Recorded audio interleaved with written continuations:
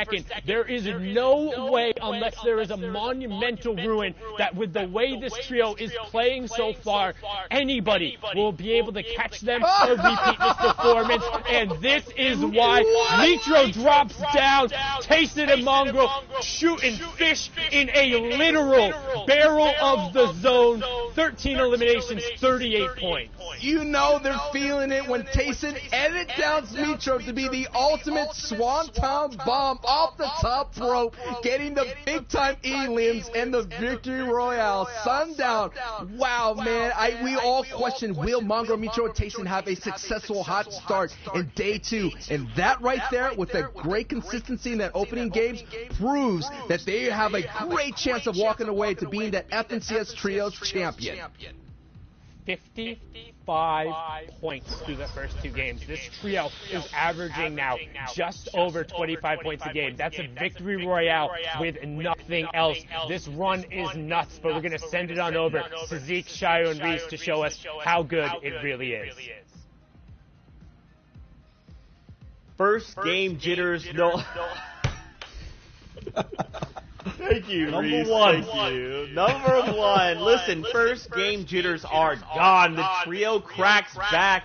I can't believe it. And these guys did a perfect job of calling this out for us, right? Tayson being your Solos Invitational FNCS champion from Chapter 2, Season 3. Coming in, you've got the veterans, the pioneers, Mongrel and Nitro. You slam them all together, and we may very well be looking at the next FNCS Trios champions. Let's take a look at these leaderboards. Look at this lead, gentlemen. It is monstrous. 186 points to 122, and these guys have 3 victory royales. That's incredible, actually. 64 points in the lead. And you know, Mongrel and Nitro have been known as this really aggressive 2 players. Solo, duo, trio, squads, it doesn't matter. These guys are very, very aggressive. And, you know, when they started teaming up with Tayson, I felt like it was a personal, fantastic choice because Tayson is very calm, collected, very keeps his own head, and he can IGL these guys into victory. And throughout the start of the FNCS, there was a lot of memes on social media about Tayson, you know, struggling to keep these 2 on their leash, but it seems like at this point he's wrapped it all up and these guys are just playing incredibly consistently. And we'll have much more to bring.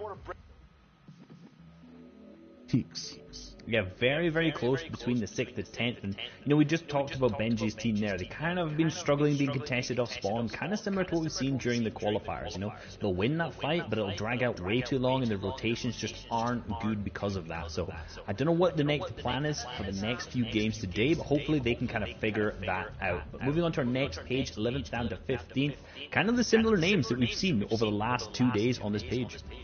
Yeah, I was going to say that the top 15 is really kind of looking standard now. These guys have found their pacing. It's about improving even more now, taking every game as an individual moment, analyzing it, making the best decisions, and winning, just like we saw Nitro, Mongrel, and Tayson do in that last game. From 60th to 20th overall, we also have a few new names coming in and out, but at the same time, the same teams still on the page. We see NOUVEAUX, Marion, and Jaspe on this page right now, 47 points, contesting that top team in first place. Hen, Deciptos, and Putrick finding some success here on day 2, but these guys will have to have great games to catch up to that top 5.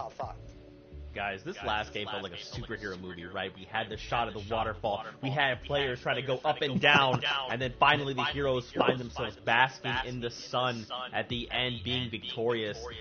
I mean, we very well could be looking at our next FNCS champions, but there's more that kind of happened here in the game. So I'm going to kick it over to you guys. Walk us through what you guys are seeing. Yeah, we'll have some big perspectives here earlier on in that end game from Mongrel, and how these guys kind of learned from their last game, game number 1 of today, fixed their mistakes, and in game number 2, really played the zone very well to get that victory royale. You can see they're already on height at this point, but they claimed that during the 50-50 zone because they got the zone right on them from 4th. But these guys are good. They've already claimed a high ground position earlier on, so when they got that 5th zone, they could completely utilize that and keep height from then on out.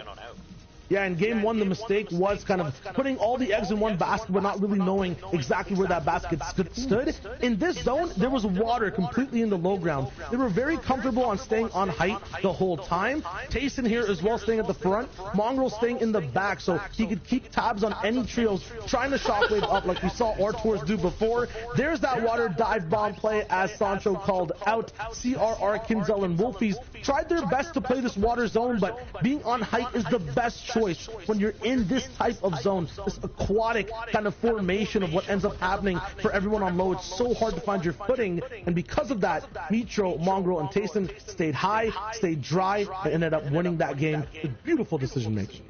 And Mitro actually, as you saw there, edited down by Tayson, which didn't seem like an accident. You know, initially when you watched that back, it seemed like Mitro was going to make the aggressive play to go pick up those eliminations, but, you know, even the top teams make a mistake at the end, accidentally editing Mitro down into the water. But